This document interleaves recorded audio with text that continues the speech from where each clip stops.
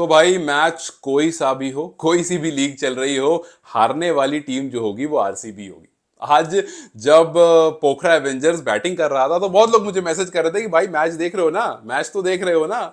और बहुत सारे लोग ये भी सोच रहे थे कि यार आज तो आरसीबी का भी टोटल क्या, आज तो आरसीबी का वो जो जबरदस्त सबसे हाईएस्ट स्कोर है उसको भी पोखरा एवेंजर्स जो है वो बीट कर देगी। जब उनके 6 रन पर 5 विकेट थे, नहीं उनके 7 रन पर 6 विकेट थे, हाँ उनके 7 रन पर 6 विकेट गिर गए थे। मतलब ऐसा लग रहा था कि फुटबॉल का स्कोर चल रहा है 6 और 7 की, एक टीम ने 6 गोल मारे, एक टीम ने 7 गोल मारे। भाई क्रिकेट में काफी बार हमने फुटबॉल वाले स्कोर्स देखे हैं, लेकिन आज वाला जो स्कोर था वो काफी खतरनाक था। भाई आपके जितने महान बैटर्स थे वो सारे के सारे निकल लिए। शुरू में ही उन्होंने कहा कि भाई हम ज्यादा कुछ करने आए नहीं है और हम आरसीबी को ही लग रहा है फॉलो भी कर रहे हैं। अब देखो बहुत सारी सिमिलैरिटीज दिख रही है दोनों टीम में। एक तरफ आरसीबी है जो अच्छी खासी महंगी टीम है, ठीक ठाक पैसे वाली टीम है, ये भी अच्छी खासी महंगी टीम है, पैसे वाली टीम है। दूसरी तरफ आरसीबी के पास उनकी कंट्री का, मतलब हमारी कंट्री का सबसे लव्ड वन खिलाड़ी है विराट कोहली। दूसरी तरफ पोखरा एवेंजर के पास अपनी कंट्री का सबसे लव्ड वन खिलाड़ी है कुशेल पटेल।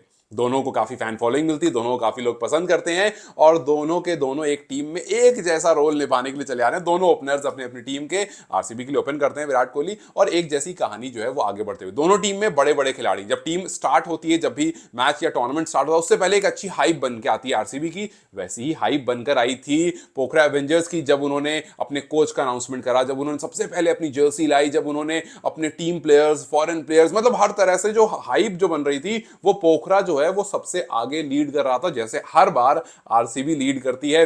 सो बिल्कुल आरसीबी की फोटोकॉपी होती हुई ऐसा लग रहा है चली आ रही है टीम। लेट्स जस्ट होप के रिजल्ट में फोटोकॉपी ना हो, लेट्स जस्ट होप के यहां से चीजें बदल जाए। ठीक है एक मैच था यार, कोई बात नहीं, हो जाता है। बड़े बड़े खिलाड़ी जैसे Bas de Leede, Kushal Patel, लेस्क सब जीरो पर आउट होकर चले जाते हैं, कोई नहीं सब डक पर आउट होकर चले आते हैं। लेकिन जोक सपाट, आज जिस तरह से एक बार फिर से सुहेल तनवीर ने गेंदबाजी की है, और अक्सर आप कहते हो ना कि आप अपनी सोहबत से जाने जाते हो, आप जैसी कंपनी रखते हो, जैसे लोगों के आसपास रहते हो, आप उनसे जाने जाते हो और उनसे सीखते हो। आज हमने देखा रिजान दाकल ने अपने साथ वाले एक 39 ईयर ओल्ड यंगस्टर से सीख लिया।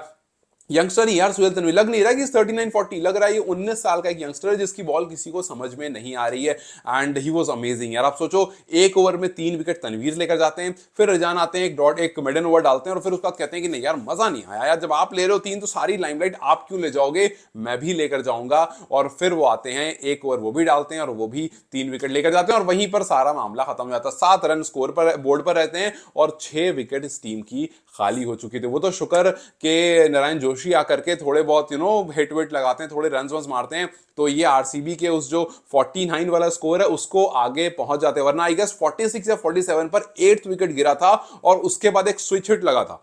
वहां पर ऐसा लगा कि भैया ये कैच नहीं, अच्छा चलो बच गए, स्विच हिट था तो 6 हो गया। वरना अगर थोड़ी सी मिस हिट होती उस स्विच हिट में तो वो 48 पर 9 होता और फिर उसके बाद यू नेवर नो कि एक और विकेट गया और फिर वो 48 हो जाता 49 से पहले वाला। सो यस आरसीबी हार गई, पोखरा जीत गई। यहां पर पोखरा वाले सेलिब्रेट कर लो, बट यार चितवन राइनोज ने एक सिंबल दे दिया है और उन्होंने भी उसी तरह का मैसेज पास ऑन कर दिया है जिस तरह का मैसेज हमें जनकपुर ने पास ऑन करा। जनकपुर ने बता दिया कि भाई हमारे ओपनर्स भी फॉर्म में आ गए, हमारा मिडिल ऑर्डर भी काफी स्ट्रांग है, जिमी नीशम के आने के बाद हम और स्ट्रांग यूनिट बन गए और हमारी बॉलिंग भी उतनी ही तगड़ी है। सो जब आप हमसे खेलने आओ सोच समझ कर आना, इन बॉक्सेस को टेक करके आना। उसी तरह से चितवन राइनोज ने भी बता दिया कि भाई हमारे पास एक तो कुछ एक्सपीरियंस बहुत अच्छा है, हमारी जो बॉलिंग यूनिट है, आपको सबसे पहले हमारा जो 6 ओवर का बॉलिंग यूनिट है, जो पावर प्ले का बॉलिंग यूनिट है, उसको झेलना पड़ेगा। अगर आप उसको झेल करके आगे बढ़ते हो फिर हम देखेंगे कि आप आगे और क्या कर सकते हो।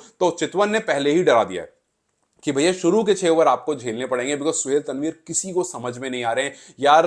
मतलब इस इंसान को देखो, ये लगातार खेल नहीं रहा, ऐसा नहीं कि लगातार खेल रहा था। मैं सुन रहा था इनको और वो कह रहे थे कि मैं अभी ट्रैवल करके आई गेस कनाडा से आ रहे थे उस दिन और आ करके तुरंत एक दिन प्रैक्टिस करी और फिर पहुंच गए। उन्होंने कहा कि मैंने काफी जल्दी पिच असेस कर लिया और देख लिया और फिर उसके बाद उस हिसाब से मैंने गेंदबाजी करनी शुरू करी। आप सोचो इतनी जल्दी पिच रीड करना, ये एक्सपीरियंस ही है जो हेल्प करता है भाई। काफी ऐसे प्लेयर यहाँ पर है जिनकी उम्र उतनी होगी जितनी शायद सुहेल तनवीर को एक्सपीरियंस एक्सपीरियंस हुआ क्रिकेट खेलने का। सो यस, वो एक्सपीरियंस पूरी तरह से चितवन के लिए जो है फायदे में आ रहा है। और जब हुआ था कि भाई इंजरी रिप्लेसमेंट की तरह आ रहे हैं, तो काफी लोग बहुत खुश नहीं भी हुए थे कि यार मतलब उम्र हो गई होगी। फास्ट बॉलर अक्सर जब आप 39 सुनते हो आप सोचते हो कि अच्छा ठीक है, मतलब ओके, मतलब बहुत खुश नहीं होते हो। लेकिन जब इन्होंने गेंदबाजी करनी शुरू करी, इन्होंने बता दिया कि don't go on the number 39, आप उस चीज पर जाओ कि ये कैसे फिट एंड फाइन और किस तरह से इन्होंने अपने आप को मेंटेन करके रखा है, और उसका result we are seeing. Result वैसे हमने सुबह वाले मैच में भी देखा था, जब आपने एक जो आइडिया चल रहा था, अब तक एनपीएल का एक आइडिया चल रहा था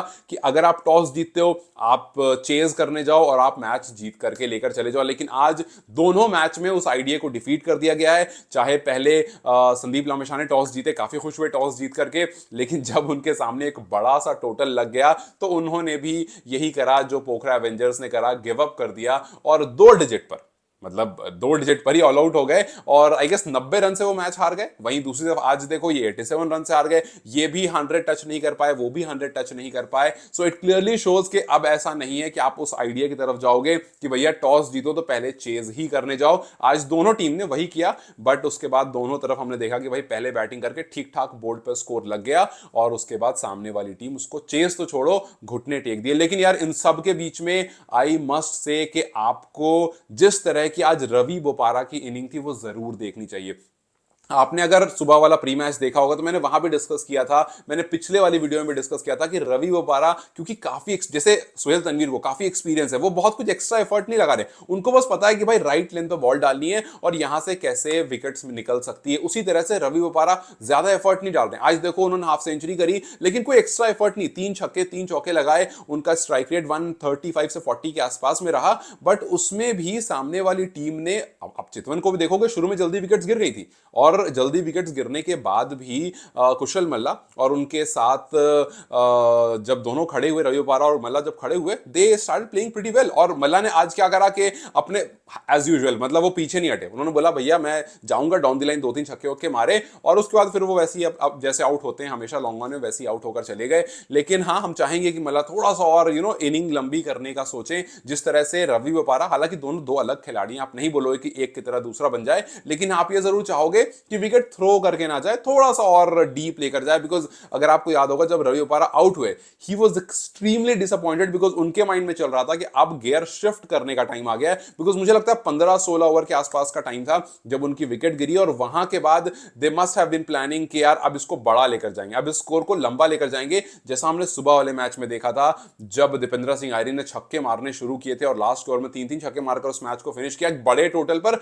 वही कुछ बोपारा के दिमाग में भी चल रहा होगा। लेकिन अगर आप बोपारा की बैटिंग देखोगे, आप देखोगे वो इनसाइड आउट को कितना यूज करते हैं, वो कवर्स के ऊपर से कितने शॉट मारना प्रेफर करते हैं, बिकॉज वो वाला रीजन काफी खाली होता है, उनके माइंड में होता है कि भाई उसको टारगेट करना है, उसी को टारगेट करते करते थोड़ा सा लाइन इधर उनकी डिफ्लेक्ट हुई और फिर वो अपना विकेट देकर चले गए। बट यस, उस इनिंग को जरूर देखना चाहिए कि आप कैसे इनिंग बिल्डअप करते हो और नई सिचुएशन में कैसे जाकर के आप खेलते हो और फिर वहां पर आप रन बनाते हो बिना रिस्क लिए हुए। पिछले मैच में एक बहुत अच्छी बॉल पर वो आउट हो गए थे, लेकिन इस मैच में ही मेड श्योर कि वो धीरे धीरे कुशल मल्ला के साथ आगे बढ़े। अच्छी बात ये थी कि दूसरे एंड से रन्स और तेज आ रहे थे, कुशल मल्ला सिक्सेस मार रहे थे, लेकिन उसके बाद आई थिंक कि 45-48 पर विकेट गिर गई थी, और फिर जो चौथी विकेट गिरी वो अच्छा खासा पार्टनरशिप देकर गई। So yes, Chitwan rhinos are roaring और जनकपुर बोल्ट जरूर रोर कर रहा है। अब देखना यह है कि क्या इनके कॉम्पिटिटिव कोई टीम आएगी, क्या कोई टीम अच्छी प्लानिंग के साथ आएगी, बिकॉज पोखरा तो आज पूरा खराब हो गई।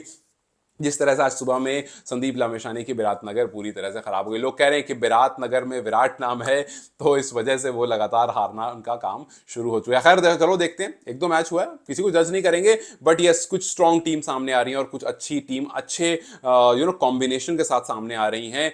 तो बहुत सारे प्लेयर्स हैं जिन पर नजर है, बहुत सारे लोग हैं जिनके बारे में आगे भी बात होती रहेगी।